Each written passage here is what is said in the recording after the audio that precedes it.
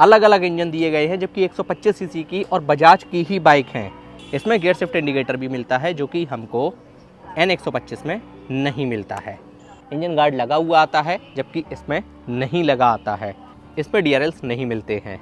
क्या आप अपने लिए 125 सीसी के सेगमेंट में एक बेस्ट बाइक की तलाश कर रहे हो और आप कंफ्यूज्ड हो हाल ही में लॉन्च हुई बजाज की पल्सर N125 और NS 125 के बीच में, तब तो ये वीडियो जो है आपके लिए काफ़ी ज़्यादा स्पेशल होने वाली है, क्योंकि आज के इस वीडियो में इन दोनों बाइक के बीच में मैसिव कंपैरिजन करने वाला हूं, जिससे आपको पता लगेगा कि आपके बजट और आपकी रिक्वायरमेंट के हिसाब से आपको इनमें से कौन सी बाइक लेनी चाहिए। वीडियो काफ़ी ज़्यादा स्पेशल है, बिना स्किप किए पूरा जरूर देखिएगा। नमस्कार दोस्तों, मैं हर स्वागत करता हूँ आपका टेक्निकल SST यूट्यूब चैनल पर। सबसे पहले बात कर लेते हैं इनके कलर की।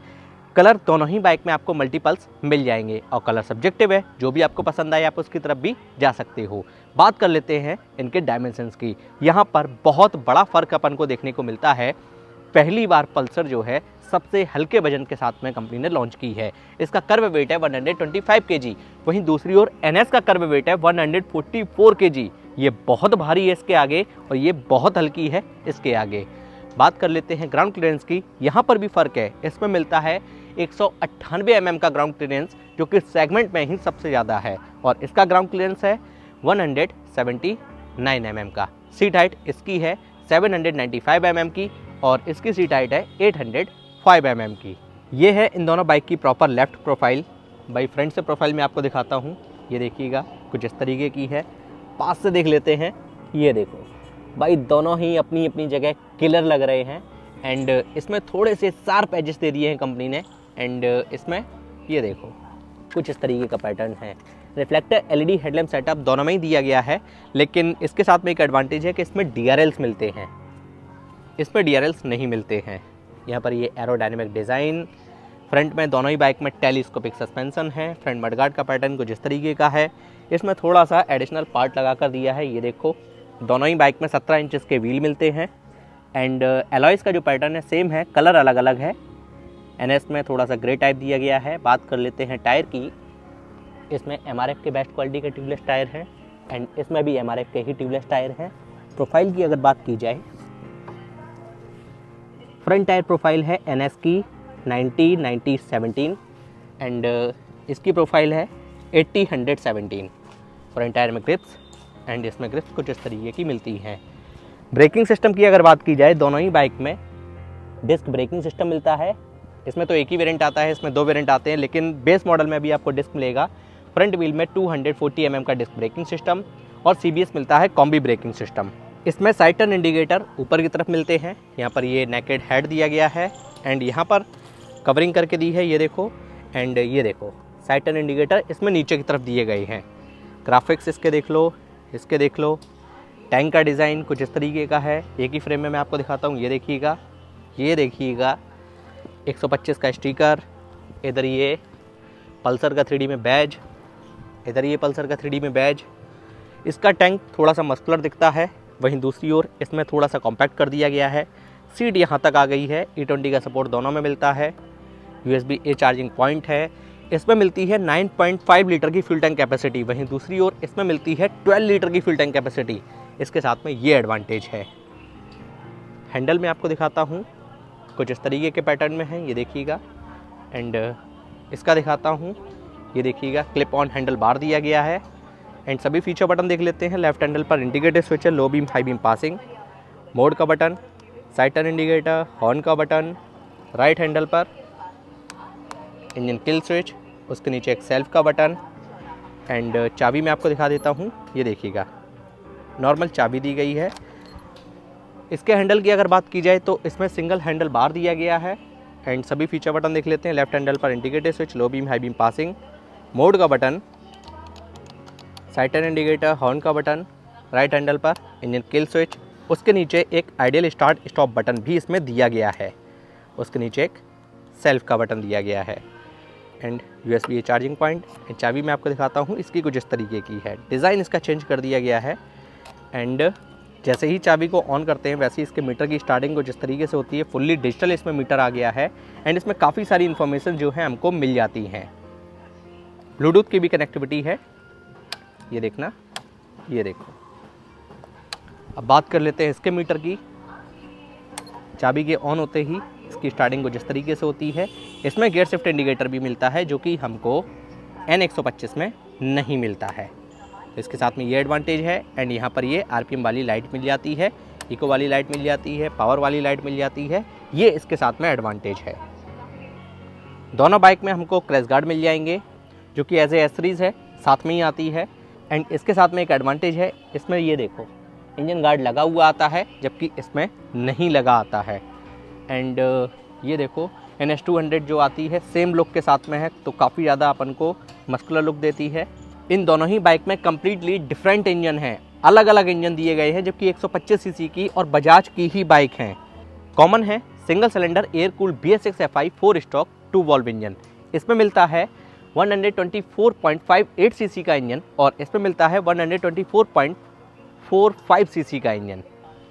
इसके इंजन की मैक्सिमम पावर है 11.83 bhp की 8500 RPM पर और इसका मैक्सिमम टॉर्क है 11 न्यूटन मीटर का 6000 RPM पर।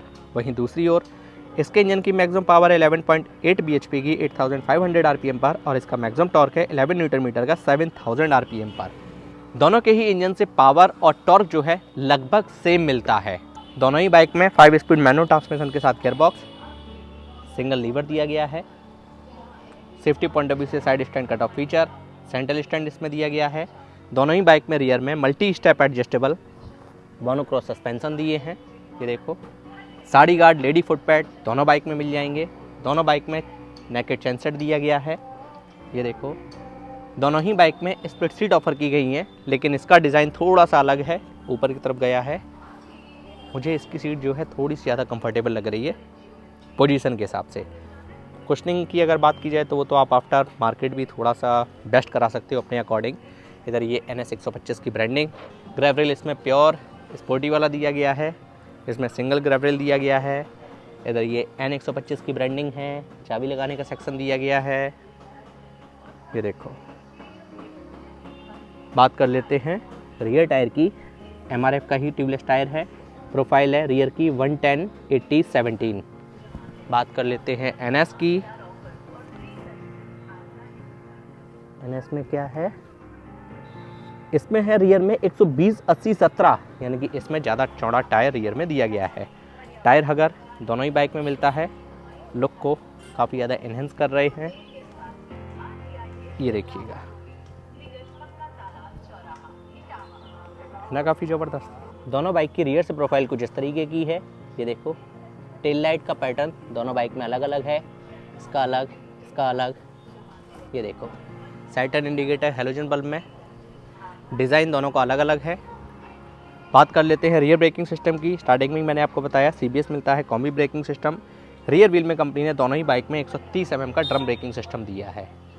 ये देखो अंडर वैली एग्जॉस्ट दोनों बाइक में है। बिल्ड क्वालिटी इसकी मुझे काफ़ी ज़्यादा प्रीमियम लग रही है। इसकी भी है लेकिन इसकी बात अलग है, ये NS है। दोनों बाइक में किक स्टार्ट का फीचर, ये देखो, ये देखो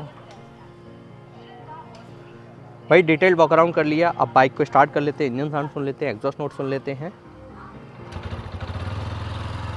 आइडियल कंडीशन पर engine sound, exhaust note, throttle देता हूँ।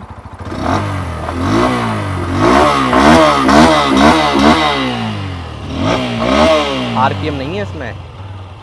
Engine kill switch, ideal start stop. अब इसको स्टार्ट कर लेते हैं NS को। इसमें RPM मीटर भी मिलता है। आइडियल कंडीशन पर engine sound, exhaust note, throttle देता हूँ।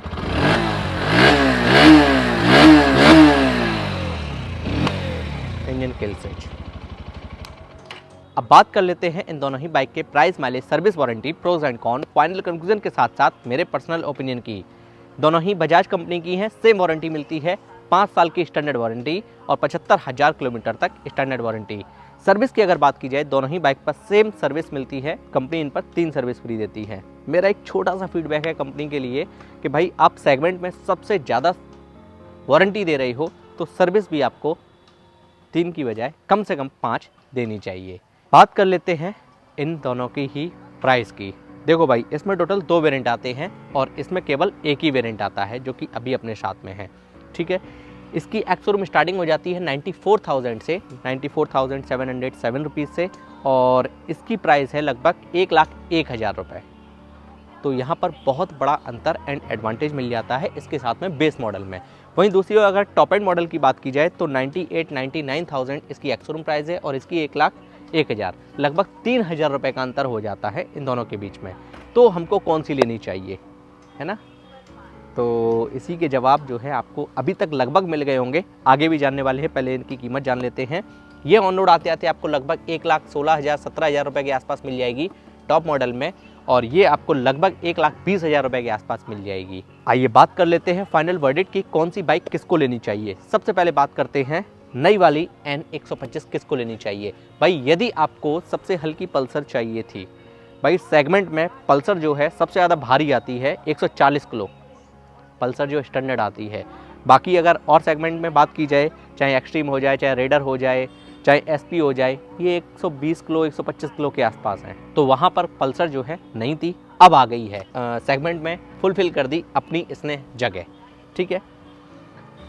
पावर एंड टॉर्क की बात की जाए तो सेम मिल रहा है भाई, है ना। ब्लूटूथ की भी कनेक्टिविटी है, USB-A चार्जिंग पॉइंट है और इससे हल्की भी है। आइडियल स्टार्ट स्टॉप बटन भी इसमें मिलता है, टेक्नोलॉजी मिलती है, जबकि इसमें नहीं मिलती है। तो ये सारी चीज़ें यदि आपको चाहिए, किक स्टार्ट का फीचर चाहिए, तो आप इस बाइक की तरफ जा सकते हैं। बात कर लेते हैं NS किसको चाहिए।